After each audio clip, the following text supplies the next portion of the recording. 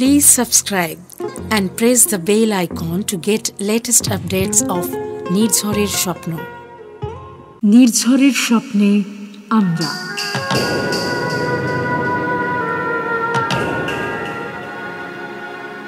শ্রুতিনাট্যে গল্প অনুষ্ঠানে আপনাদের সকলকে আমরা জানাই স্বাগত।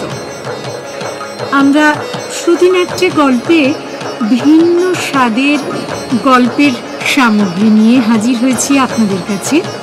আপনাদের সহযোগিতা ভালোবাসা আমরা একান্তভাবেই কামনা করি। চ্যানেলটি আপনারা সাবস্ক্রাইব করুন। আপনাদের লাইক, শেয়ার এবং কমেন্টস আমাদের চলার পথের পাথেয়। আপনাদের সাথে এভাবেই আমরা একাত্ম হতে পারব। আসুন আমাদের সাথে কথা বলার জন্য এবং হোয়াটসঅ্যাপ করার জন্য ফোন নাম্বারগুলি শুনে নিন। 25665510, 9433522929। আজকের গল্প ঝোড়ো হাওয়া। কাহিনী সৌরীন্দ্রমোহন মুখোপাধ্যায়। অংশগ্রহণে সীমা, চন্দ্রানী, অনুপম, সুস্মিতা। পরিচালনা ও সম্পাদনা সুস্মিতা। মিউজিক এবং স্পেশাল এফেক্টস নিলয় ঘোষ। শুরু করছি আজকের গল্প ঝোড়ো হাওয়া।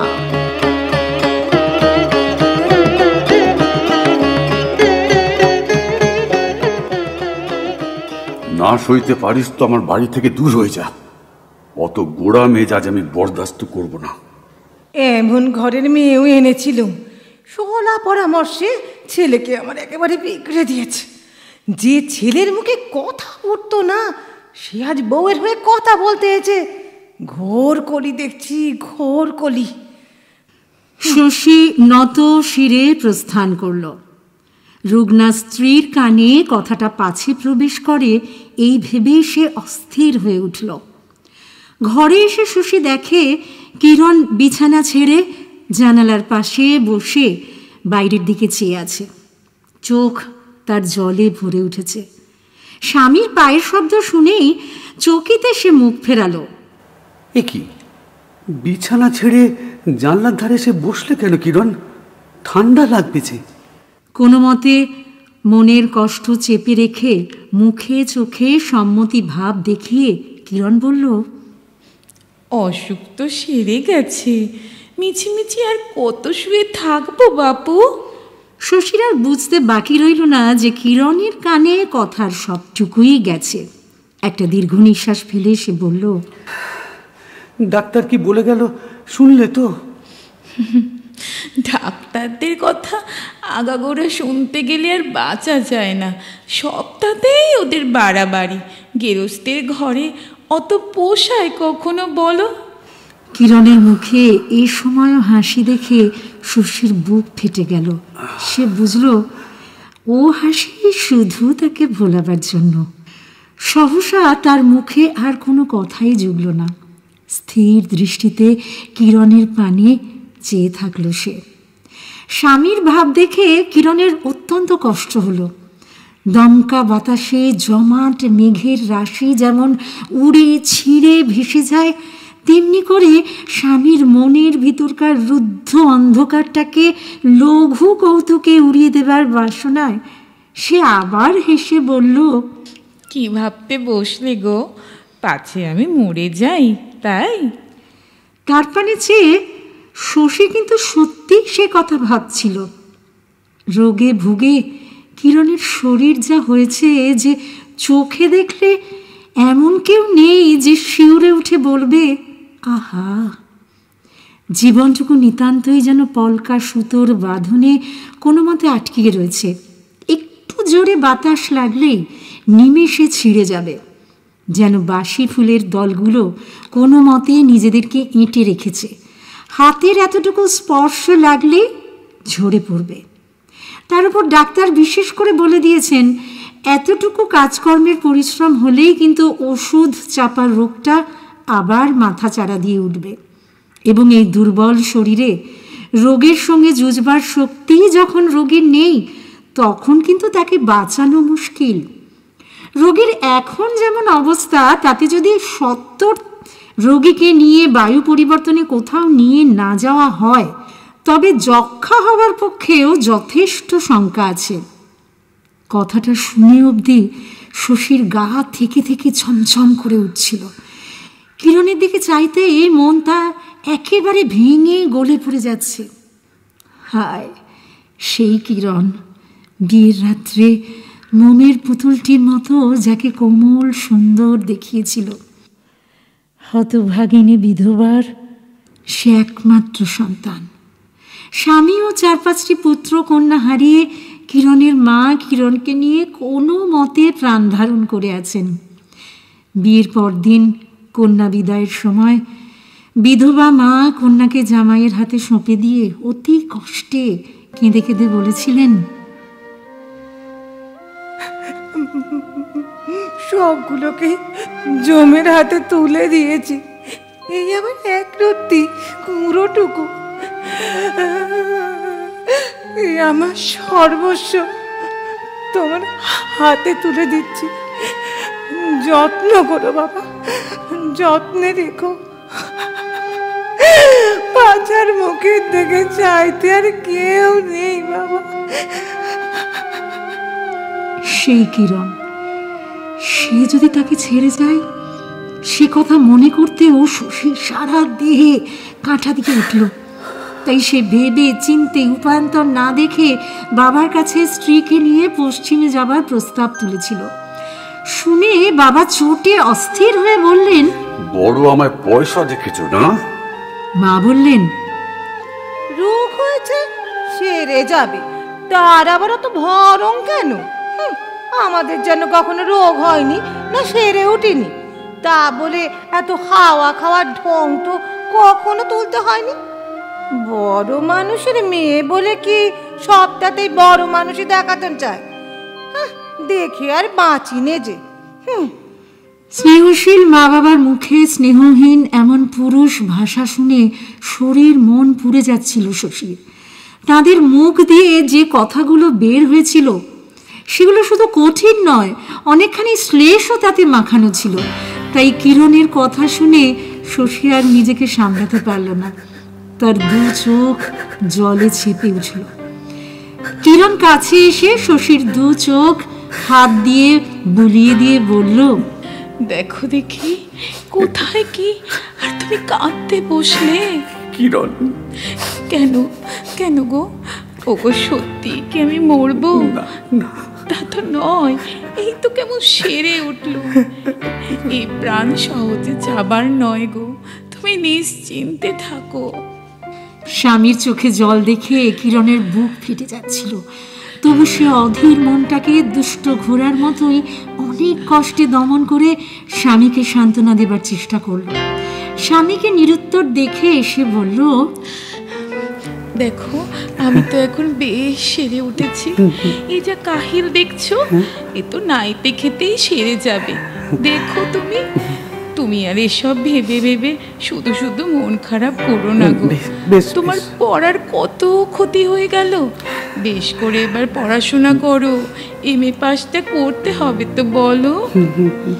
শশীর চোখের সেই নিষ্পন্দ ভাব কিন্তু এত কথাতেও ঘুচল না। সে ভাবছিল, যদি তেমন বিপদ ঘটে, যদি কিরণের কিছু হয়, তাহলে আর যার যে কোনো ক্ষতি হোক না কেন, কিরণের মাকে সে কি বলবে, কি বলে সান্ত্বনা দেবে? বলবে কি? হায় বিধবা উপায়হীনা নারী, তুমি তোমার যে ধনটিকে আমার কাছে গচ্ছিত রেখেছিলে, সেটাকে আমি নিরাপদে রাখতে পারিনি। মৃত্যু তস্কর এসে সেটাকে চুরি করে নিয়ে গেছে। আমি যদি অবহেলা না করতাম, তাহলে বুঝি তাকে একটু রক্ষা করতে পারতাম। কিন্তু হায়, অবহেলা করে শুধু চুরির সুবিধা করে দিয়েছি। তার অন্তরের মধ্যে একটা বিদ্রোহের ভাব দেখা দিয়ে উঠছিল। বটি নিয়ে শাশুড়ি আলু কাটছিলেন। কোনো মতে দেওয়াল ধরে ধরে এসে কিরণ সেখানে বসল। ডাকলো, মা। শাশুড়ি মুখ তুললেন। মুখখানার ভাব অত্যন্ত কঠিন, বিরক্তিপূর্ণ। কোনো কথা না বলে তিনি আলুই কাটতে লাগলেন। মুখের সে ভাব দেখে কিরণ বুঝল ঝড় একেবারে আসন্ন হয়ে রয়েছে। তবু সে ছোট বটিখানা টেনে নিয়ে সামনের ঝুড়ি থেকে তরকারি বাঁচতে লাগলো। কথায় বিদ্যুৎ এনে শাশুড়ি বলল, থাক থাক, তুমি রোগা মানুষ, তোমার আবার এসবে হাত দেওয়া কেন বাপু? কিরণের বুক দূর দূর করে উঠল। সে বলল, আমি হাত ধুয়ে এসেছি মা। তা হোক, যা উঠে যা, শোগে, আবার ফের অসুখ করবে কি? না মা, আর অসুখ করবে না। আবার কথা কাটাকাটি করে? যা যাও, শশী দেখলে রাগ করবে। কিরণ বুঝল এ তো স্নেহের নিষেধ নয়, পুত্রের প্রতি এ দারুণ অভিমানের জ্বালা ও বিদ্রুপের অভিব্যক্তি মাত্র। সে কিছু না বলে চুপ করেই বসে থাকলো। যাও না গো, ঠান্ডা এসে বসলে কেন? নিজের ঘরে গিয়ে শুতে যাও গে, যাও। করুণ স্বরে কিরণ বলল, বসি না মা একটু, কোনো অসুখ করবে না। একলাটি চুপ করে আর শুয়ে থাকতে পারছি না। কেন, শশী কোথায় গেল? বলি, বউকে সে একটু আগলে বসে থাকতে পারলো না? কথার বিষে যদি মানুষের মৃত্যু ঘটত তাহলে শাশুড়ির এই কথায় কিরণ আর এক দণ্ড বাঁচত না। তার বুকের মধ্যে তোলপাড় করে উঠল, শ্বাস যেন বন্ধ হয়ে আসলো। চারধারে সমস্ত পৃথিবীটা আগুনের গোলার মতো ভীষণ বেগে ঘুরতে চাইল। স্বামীর উপর দারুণ অভিমান হলো। কেন তিনি অষ্টপ্রহর এমন করে তার কাছে থাকেন? রোগ কি কারোর স্ত্রীর হয় না? তবে এত বাড়াবাড়ি কেন ওনার? সময় স্নান নেই, খাওয়া নেই, লেখাপড়া সব বিসর্জন দিয়ে চিন্তা মলিন ক্লিষ্ট মনে প্রত্যেক খুঁটিনাটি নিয়ে 24 ঘন্টা ব্যস্ত থাকা। কি এর নির্লজ্জতা! সকলের কাছে তার যে এখন মুখ দেখানোর জোর নেই। রোগের চেয়ে এই শ্লেষের বেদনা যে আরো অধিক, আরো রূঢ়। কিন্তু এমন কথার পর আর তো সেখানে বসে থাকা চলে না। বসে থাকলে আরও যে কি শুনতে হবে।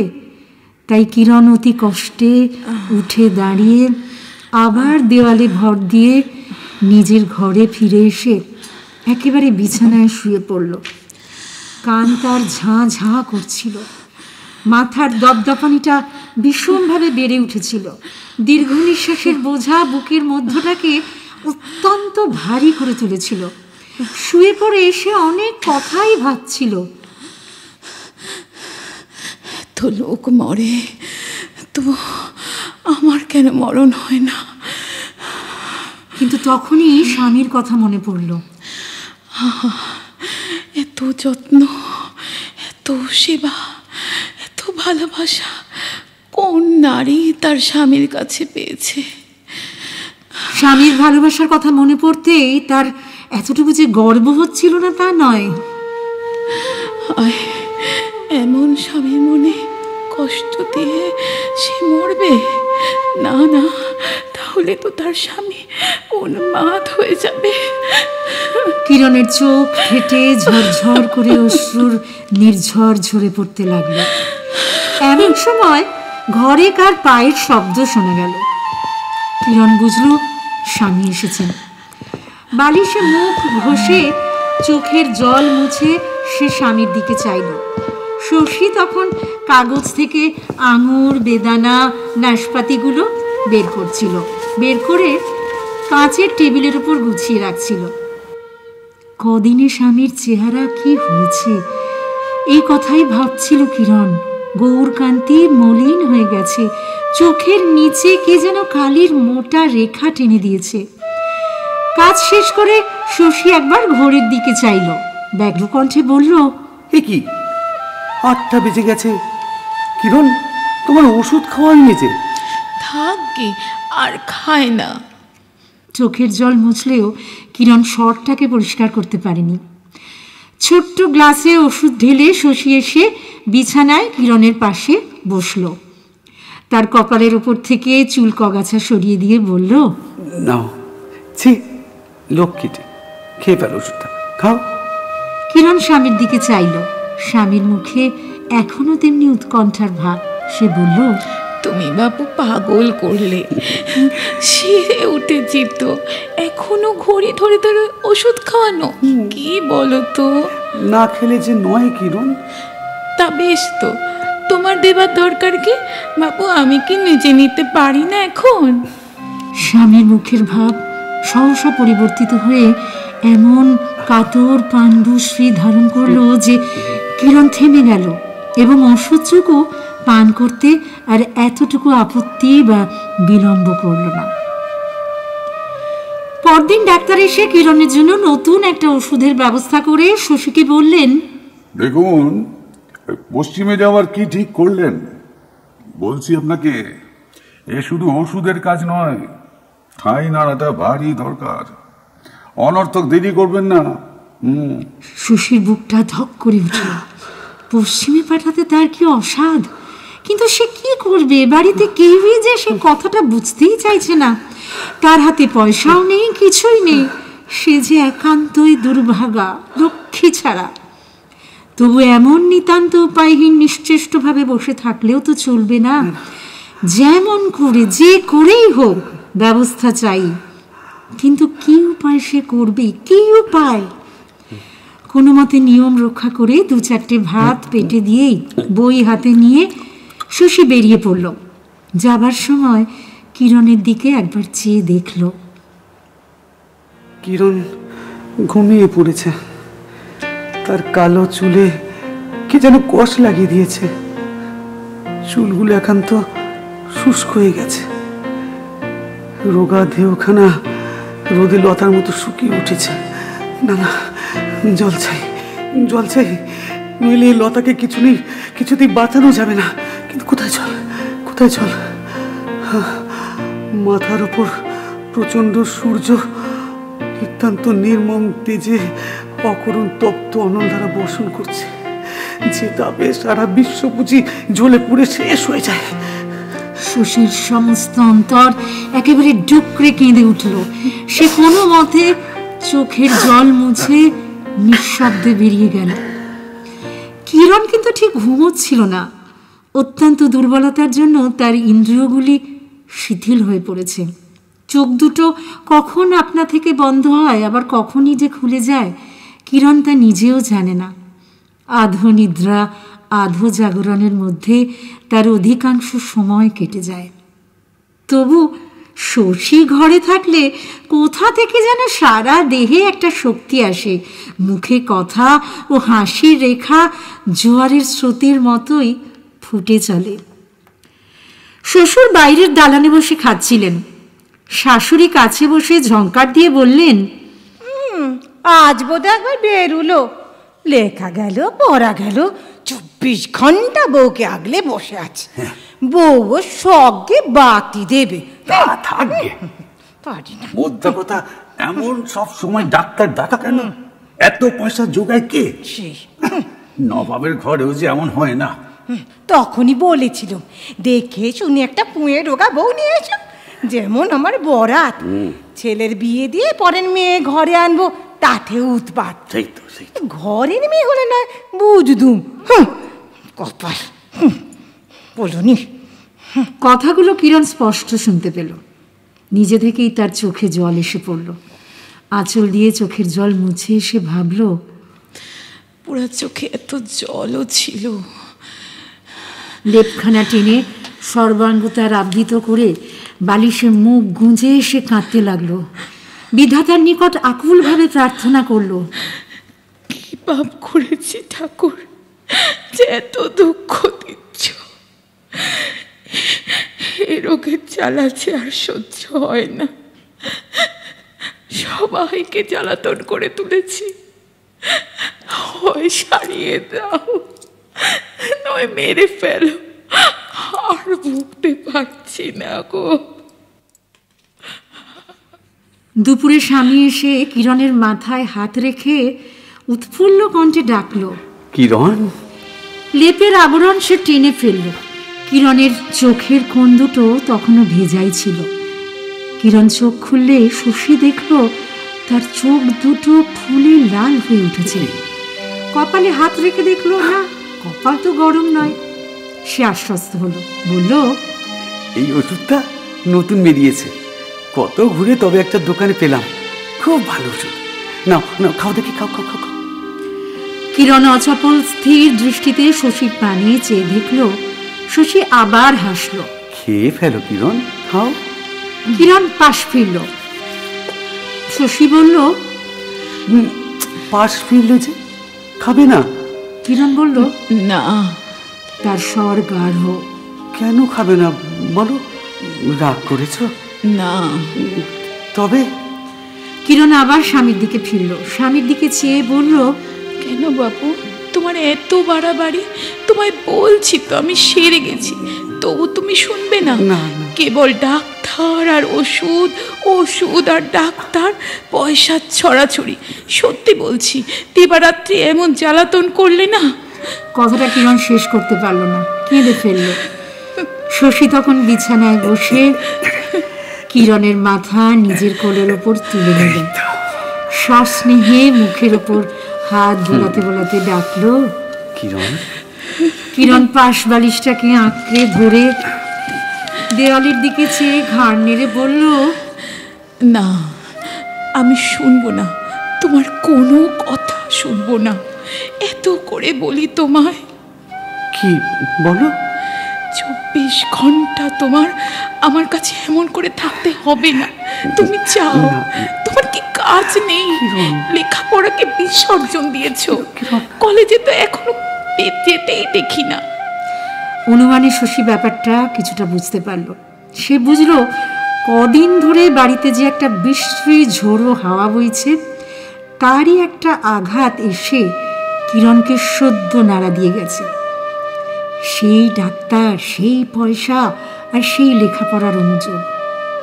ক্রোধের একটা রক্ত শিখা বিদ্যুতের মতো ছুটে তার অন্তরের মধ্যে দিয়ে বয়ে গেল। কিন্তু নিষ্ফল ক্রোধ। এই ক্রোধে কারো কেশাগ্র কম্পিত হবে না, নিজেই সে শুধু জ্বলে খাঁক হয়ে যাবে। ক্রোধটাকে চাপা দিয়ে সহজ ভাব দেখিয়ে শশী আবার বলল, বেশ তো, আমি পড়তে যাচ্ছি, আমি এখানে আর থাকবো না। তুমি আগে ওষুধটুকু খেয়ে ফেলো, তারপর দেখো আমি তোমার কথা রাখি কিনা। না, আমি বলেছি তো ওষুধ আর খাবো না। খাবে না? শশীর স্বর স্থির এবং কঠিন। কিরণও তেমনই স্বরে বলল, না, বলছি তো খাবো না। সমস্ত জ্ঞান যেন শশীর নিমেষে উড়ে গেল। কোল থেকে কিরণের মাথা বালিশে নামিয়ে রেখে সে উঠে দাঁড়ালো, বলল, খাবে না? বেশ, খেও না, কিন্তু আমিও তাহলে কি করব জানো?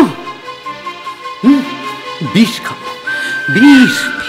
তাহলে তো তুমি সন্তুষ্ট হবে। কিরণ দেখলো শশীর মুখখানা লাল হয়ে উঠেছে, চোখ দুটো পাগলের চোখের মতো জ্বলছে। শশীকে সে ভালো করে চেনে, এমন অবস্থায় বিষ খাওয়াটা তার পক্ষে নিতান্ত অসম্ভব নয়। ব্যাপারটা রীতিমতো সঙ্গীন হয়ে দাঁড়িয়েছে বুঝতে পারল কিরণ। আর বাড়তে দেওয়া ঠিক নয়, তাই সে চেষ্টা করে হেসে ফেলল। হেসে বলল, নিশ্চয় নিশ্চয় সন্তুষ্ট হব। তুমি বেশ খাবে আর আমি সন্তুষ্ট হব না, এটা তুমি এত দিনে বুঝতে পারলে। কিন্তু তুমি কি বলো তো, আমাকে নিচে খালি কষ্ট দিচ্ছ। ওগো, খাও না, খাও, বিষ খাও, আমাকে সন্তুষ্ট করো। রুরু কথাটা এ সময় বলা ঠিক হয়নি, সেটা বুঝতে পারলো শশী। তাই শশী বলল, ওষুধটা খেয়ে ফেলো, খাও। এটা তো খেতে বেশ, সেটা এত মিষ্টি ছিল না যে কেবল গলাটাকে খুব জ্বালা করতো। এ মোটে একটি দোকানে পেলে বুঝি সাহেবদের দোকানে? হ্যাঁ গো, হ্যাঁ। কিরণ দেখলো শশীকে সে দুটো সহজ কথাতেই বেশ ভুলিয়ে ফেলল। আহা, এমন সরল সহজ মানুষ শুধু দুটো মিষ্টি কথার প্রত্যাশী মাত্র, তার মনেও সে কষ্ট দেয়। স্বামী কোথায় তাকে সেবা করবে, কর্মে তার সঙ্গিনী হয়ে সহানুভূতি ও শক্তি দেবে, তা না করে নিজের রুগ্ন শরীর নিয়ে তাকে কষ্ট দিয়ে শুধু সেবা আদায়ই করছে কিরণ। তাই কিরণ ভাবছে, নারী হয়ে স্বামীকে সেবা করবার পরিবর্তে তার নিকট থেকে সেবা যে আদায় করে, সে তো সত্যিই দুর্ভাগিনী। তারই জন্য স্বামী আজ গৃহে অহরহ রূঢ় কথা শুনে বেড়াচ্ছে, অনাদরে দিন কাটাচ্ছে। এই পাপের কি তার প্রায়শ্চিত্ত আছে? শশী বলল, কি ভাবছো কিরণ? আচ্ছা, মিছিমিছি পয়সা খরচ করে ডাক্তার ডাকো কেন বলো তো? এখন তো শুধু খবর দিলেই চলে, তাই না? মাঝে মাঝে দেখা চাই বই কি, বলো। বাবার চেয়ে মার চেয়ে তুমি অবশ্য বেশি কিছু বোঝো না। তুমি হলে কি ওদের ছেলে, দরকার হলে ওরাই ডাকবেন, তুমি কেন কর্তামি করো? তাই আমি ওষুধ খাবো না, তাই বলছিলুম। এতক্ষণে শশীর কাছে সমস্তটা পরিষ্কারভাবে ফুটে উঠল। সে ভাবল, সে চলে যাবার পর সকালে ডাক্তার আনার ব্যাপার নিয়ে বাড়িতে নিশ্চয়ই কোনো কথা উঠেছিল। ডাক্তারকে দেখে বাবার মুখ দেখেছিল সে ভীষণ কঠিন, এবং ডাক্তারকে ডেকে বাবা কোনো কথা জিজ্ঞাসাও করেননি। তাই শশী বলল, আচ্ছা, আমি চলে যাবার পর বাবা মাকে কিছু বলেছিলেন বুঝি? যেন আকাশ থেকে পড়ল কিরণ। এমনই ভাব দেখিয়ে কিরণ বলল, কই, কি বলবেন? এই যে ডাক্তারের কথা, টাকা কুড়ির কথা। কিরণের বুকের মধ্যে মুহূর্তের জন্য একটি দ্বন্দ্ব বাঁধল। কে যেন সপাত করে সজোরে তার মুখের উপর চাবুক মারল। এসব কি কথা? তার মুখখানা সাদা হয়ে গেল। একটু ঢোক গিলে কিরণ বলল, না না না, তা কেন? তাহলে তুমি ও কথা তুললে যে? আমার নিজেরই মনে হচ্ছিল, তাই বললাম। বটে। বলে শশী কিরণের পাশে বসে দু হাতে তার মুখখানি চেপে ধরে অজস্র চুম্বনে তার শীর্ণ কচি ঠোঁট দুখানি রাঙিয়ে তুলল। সেদিন দুপুরবেলায় শশী বাড়ি ছিল না, কিন্তু বিছানায় শুয়ে একখানা বাংলা উপন্যাস পড়ছিল কিরণ। বই পড়াতে ডাক্তারের নিষেধ ছিল, কিন্তু সারাদিন চুপ করে আর বিছানায় পড়ে থাকা যায় কি? গল্প করার জন্য কেউ নেই। তাই সেই কেঁদে কেটে শশীর কাছ থেকে একটু আধটু বই পড়ার অনুমতি আদায় করেছিল। তবে শর্ত ছিল, 2 পৃষ্ঠা পড়ার পরে 10 মিনিট বিশ্রাম নিতে হবে। নিজের মাথার দিব্যি দিয়ে শশী বলে গেছিল, এ শর্তের যেন এক তিলও ব্যতিক্রম না হয়। বাইরে প্রতিবেশিনীর দল জটলা বাঁধিয়েছে, মজলিস পাকিয়ে তুলেছে। সহসা ওপাড়ার গদার পিসি গৃহিণীকে ডেকে বলল, কই গো, তোমার বউয়ের কি আজও অসুখ সারল না বাচ্চা? হামেশাই তো দেখি ডাক্তার আসছে, বাবা ওষুধ খেয়ে খেয়ে তো পেটে চড়া পড়ে গেল, এ কেমন অসুখ গো? কথাটা বলে কিরণের ঘরের দরজার কাছে এসে একবার উঁকি মারতেও তিনি ভুল করলেন না। গৃহিণী বললেন, আর বলো না খুড়ি, বউয়ের রোগ দেখে হাড় আমার কালি হয়ে গেল। ছেলে অবধি পর হতে চললো। পর? কি রকম পর গো? কি রকম আবার কি আবার? বউকে নিয়ে বলে পশ্চিমে যেতে চায়। তা বললুম, আরে এত লোকের অসুখ হচ্ছে, এখানে কি সারে না? তার ছেলে নোটিশ দিয়ে গেছে পশ্চিমে সে যাবে। মদ দাও, তা চাই না মদ, আমি নিয়ে যাব। ক্ষান্ত ঠাকুরানী আর 3টি সঙ্গিনী বেছে নিয়ে তাস খেলতে বসেছিলেন। পরটা নিতান্তই খারাপ যাচ্ছিল। ইস্কাবনের 10-এর উপর রঙের 7খানি তুরুপ করে তিনি বললেন, ও মা, বলিস কি দিদি, 3-3টে পাস করে ছেলেকে মানুষ করে তুললি, আর সেই ছেলে পর হয়ে গেল। ঘোষ গৃহিণী বলল, আজকালকার পাস করা ছেলের দল কিনা বাপকে মাকে কাউকেই তো মানে না, তাদের কথা শোনেও না, বউই হলো গিয়ে ওদের সর্বস্ব। তাই বটে।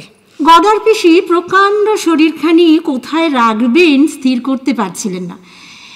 এইখানে তিনি বললেন আত্মী জানিয়ে গৃহিণীর কাছে, বেশ, ছেলে যে নিয়ে যাবে তা পয়সা পাবে কোথায়? কে জানে কোথায় পাবে, ইনি বারণ করলেন, কত বোঝালেন। আচ্ছা, তা ছেলে কি কিছু কানে করলে? বউ বউ করে একেবারে পাগল হয়ে উঠেছে। ক্ষান্ত ঠাকুরানী বললেন, তা পাগল বই কি দিদি, বউয়ের জন্য বাপ মার কথা ঠেলবে, তাদের চোখে জল ফেলাবে, আমার লেখাপড়ার মুখে আগুন। মোহিনীর মা অতক্ষণ বসে চুপ করে তাস খেলা দেখছিল। সে বলল, তবু তবু ওই তো 12 মাসে রোগ লেগেই আছে। ওপাড়ার বিরাজ এতক্ষণ একটা পানের উমেদারি করে ফিরছিল। গৃহিণী কথাটা কানে তুলেও তোলেননি, তাই তার কানটাকে সচেতন করার অভিপ্রায়ে সুযোগ বুঝে সহানুভূতি জানিয়ে সে বলল, আহা, তোমার কি বরাত মামি, এই বয়সে কোথায় 2 দিন জিরোবে, বউয়ের সেবা খাবে, তা না এই শরীরে সংসার সামলে আবার সেই বউয়েরই সেবা করে গেলে সারাটা দিন ধরে। গৃহিণী বললেন, আর বলিস নে বিরাজ, কপাল। ও মা, তুই একটা পান চেয়েছিলি না? হ্যাঁ গো, আমার মনেও ছিল না, মনে তো আর ঠিক নেই। শশীর যা আচরণ বলিস না। এমনইভাবে বিস্তারিত আলোচনাদির পর প্রতিবেশিনী জুরির দল সেদিন সর্বসম্মতভাবে যে মতটি প্রকাশ করে গেলেন তার সারমর্ম এই যে শশী ছেলেটি লেখাপড়ায় যেমন ভালো, স্বভাবেও তেমনি নিরীহ ছিল। বাপ মার প্রতি ভক্তি বাধ্যতারও তার কোনো ত্রুটি ছিল না। কিন্তু কোথা থেকে এক সর্বনাশিনী চিররুগ্না বউ এসে তার সে সব গুণ টেনে বার করে দিয়েছে। ঘোমটা ঢাকা মুখে কথাটি নেই বউয়ের বটে, কিন্তু এমন ভালো মানুষ সেজে থাকলে কি হয়, কিরণের মনের মধ্যে দুরভিসন্ধির জাল মাকড়সার জালের মতোই অহরহ দীর্ঘ বিস্তীর্ণ হয়ে বেড়ে চলেছে, এবং সেই জালে পড়ে বেচারা শশী আজ এতখানি নির্জীব অপদার্থ হয়ে দাঁড়িয়েছে। বিছানায় পড়ে কিরণ বইখানার ওপর চোখ মেলে রাখলেও কান তার এই বচন সুধার সবটুকুই নিঃশেষে পান করছিল। শুনবে না বলে কান দুটোকে চাপা দিলেও কথাগুলো সবলে সে লেপের আবরণ ভেদ করে তার কানের মধ্যে হু হু করে ঢুকে পড়ছিল। সন্ধ্যার পর শশী এসে বলল, সমস্ত জোগাড় করেছে কিরণ, খুব সুবিধা হয়েছে। আমার এক বন্ধু কর্মাটারে তাদের বাড়ি আছে, লোকজনের বন্দোবস্ত ঠিক আছে, সে বাড়ি তারা আমাদের ছেড়ে দেবে, জানো, ভাড়া লাগবে না। থাকবার খরচের জন্য ঘড়ির চেন আর আংটি, মানে যা তোমাদের বাড়ি থেকে বিয়ের সময় পেয়েছিলাম, তাই বেচবো মনে করছি, জানো, বেচে বেশ কিছু টাকা হতে পারে, তাতে 2-3 মাসের খরচের জন্য ভাবতে হবে না। বলছি কাল পরশুই তাহলে কথাটা ঠিক করে ফেলে, কি গো বলো না, বলো। অনেক জোর করে আজ মনকে বশ করেছিল কিরণ। সে প্রতিজ্ঞা করেছিল আজ সে কিছুতেই অভিমান বা রাগ করবে না, বেশ সহজভাবেই স্বামীকে সব বোঝাবে। তাই সে প্রথমেই ধীর কণ্ঠে বলল, বাবাকে মাকে বলেছো? তাদের মত নিয়েছো? তাদের মত নেওয়ার দরকার নেই, তারা সে মতও দেবেন না। আর আমি যখন এই ব্যাপারে ওদের কাছ থেকে একটা পাইপসের জন্য হাত পাচ্ছি না, তখন মিছিমিছি আবার গন্ডগোল তুলবার দরকার কি বলো? প্রতিবেশিনীদের দুপুরবেলাকার কথাগুলো কিরণের কেবলই মনে পড়ছিল, কিন্তু সে কথাগুলো হেসে উড়িয়ে দেবার মতোই। তার মন এত নীচ নয় যে সেই সকল বুদ্ধি ও হৃদয়হীনা নারীগুলোর অসমন্ধ প্রলাপ বচনের জন্য দুঃখ বা রাগ করবে। কিন্তু কথা তো সে সকলের আলোচনার জন্য নয়, কথা তার শ্বশুর শাশুড়িকে নিয়ে। তার জন্য তাদের ছেলে আজ পাগল হয়ে উঠেছেন, তাদের কথা সে ঠেলে ফেলে চলে যাচ্ছে? না, তা হবে না। কিরণ কিছুতেই তা হতে দেবে না।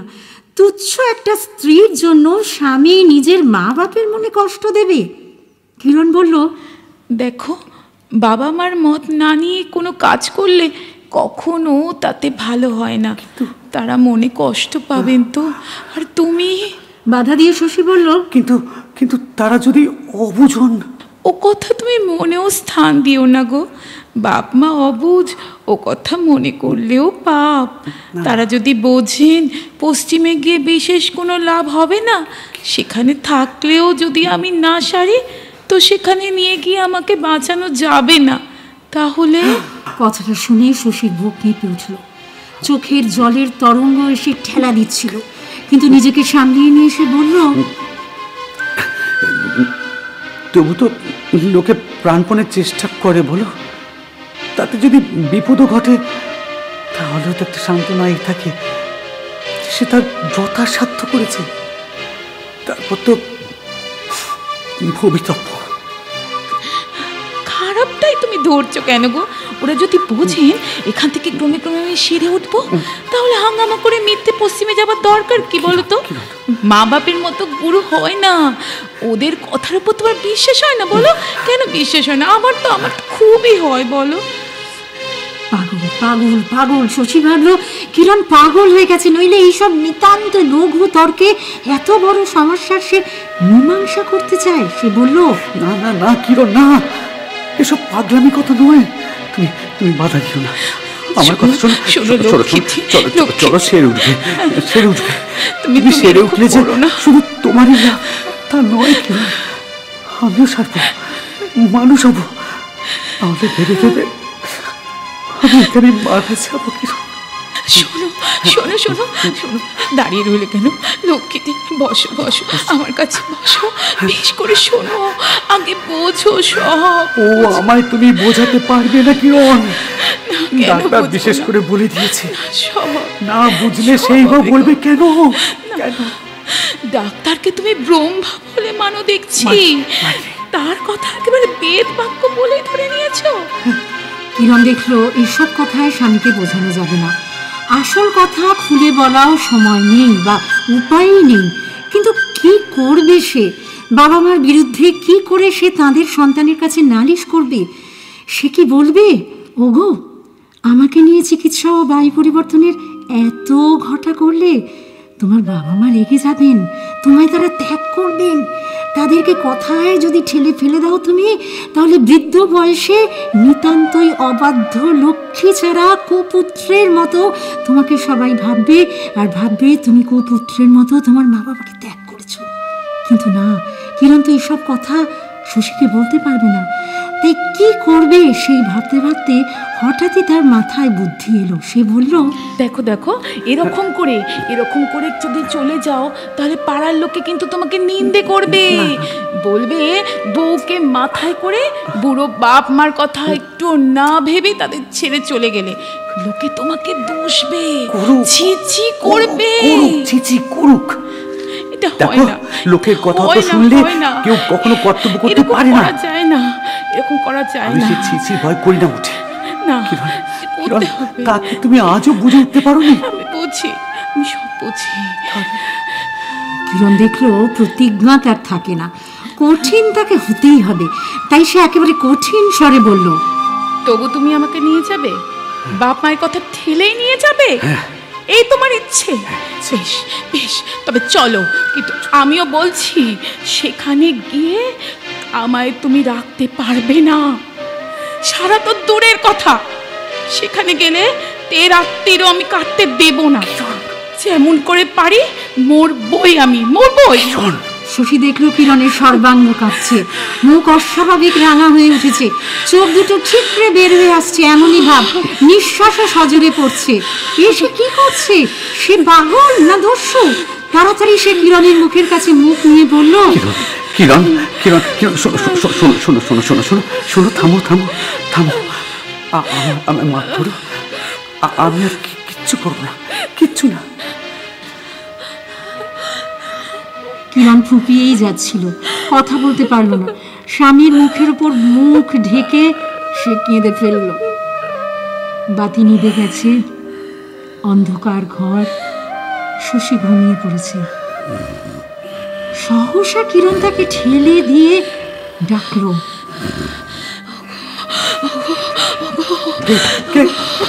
কেন? জানলাটা একটু খুলে দাও। আমার প্রাণ কেমন হচ্ছে, খুব কষ্ট হচ্ছে, কষ্ট।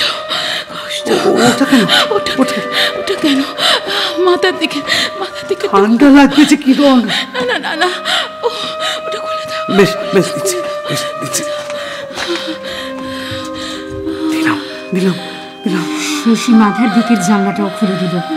বাইরে থেকে উষার সোনালী কিরণের একটা রশ্মি বাতাসে গা ঢেলে অন্ধকার ঘরের মধ্যে ঢুকে পড়ল।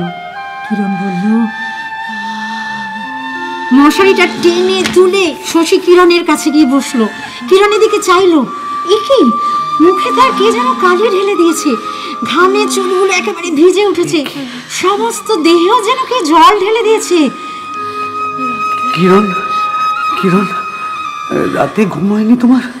না, সারা রাত্রি শুধু ছটফট করেছে। বুকের মধ্যে কেমন ভাব ধরছে। আমার কেন ডাকুনি? শোনো,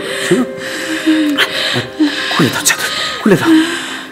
শশী কোনো মতে নিজের কাপড় দিয়ে কিরণের ঘাম, দেহের ঘাম, চোখের ঘাম মুছে তাড়াতাড়ি গায়ে একটা চাদর ফেলে ঘরের দরজা খুলে বেরিয়ে যাচ্ছে। কোথায় যাচ্ছ? ডাক্তারের কাছে। ডাক্তার?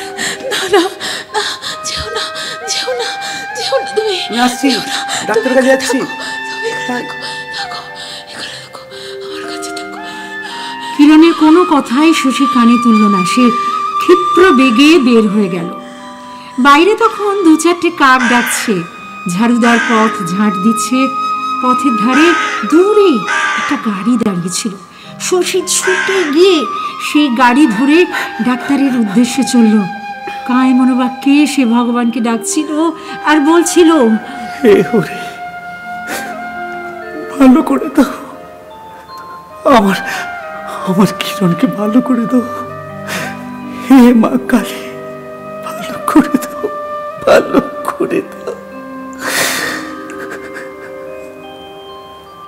ডাক্তারকে নিয়ে শশী যখন ফিরল, বাড়ির দাসী তখন ঘুম থেকে উঠে প্রাঙ্গণের দ্বারে ছড়া গঙ্গাজল দিচ্ছে। আর কারো ঘুম ভাঙেনি। উপরে উঠতে শশীর গা কেঁপে উঠল, পা অত্যন্ত ভার বোধ হচ্ছিল। কিছুতেই যেন সে চলতে পারছিল না। তার ঘরের দরজা সে যেমন ভেজিয়ে রেখেছিল তেমনই ভেজানো রয়েছে। দরজা ঠেলে ডাক্তার আগে চললেন, শশী ঠিক তার পেছনে আসছিল। বিছানার সামনে এসে ডাক্তার থমকে দাঁড়িয়ে পড়লেন। তার পিছন থেকে মুখ বাড়িয়ে শশী দেখল বিছানায় মুখ গুঁজে কিরণ কুণ্ডলি পাকিয়ে পড়ে আছে। বালিশের নিচে মাথাটা হেরে রয়েছে। হাত দুটো খাটের ধারে লতার মতো করে ঝুলে পড়েছে। কোনো সাড়া নেই, কোনো শব্দ নেই, কিচ্ছু নেই। যেন ফুটন্ত পদ্মটি মানুষের হাতের স্পর্শে শুকিয়ে ঝরে গিয়েছে।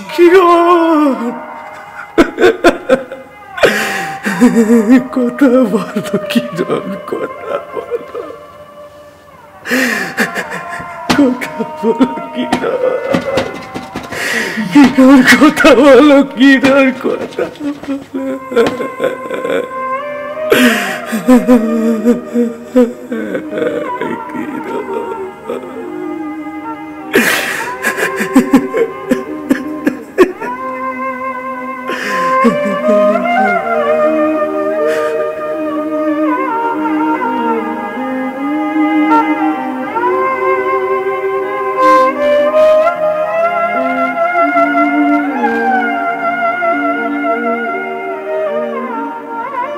শুনছিলেন ঝোড়ো হাওয়া।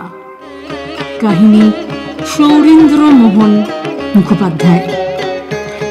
অংশগ্রহণে কিরণ, সীমা, শশী এবং শশীর বাবা অনুপম, শশীর মা অর্থাৎ বাড়ির গৃহিণী কিরণের মা চন্দ্রানী, গদার পিসি ক্ষান্ত ঠাকুরানী, ঘোষ গৃহিণী, মোহিনী, বিরাজ, সুস্মিতা। গল্প বিবরণে সুস্মিতা, পরিচালনা ও সম্পাদনা সুস্মিতা, মিউজিক এবং স্পেশাল এফেক্টস নিলয় ঘোষ।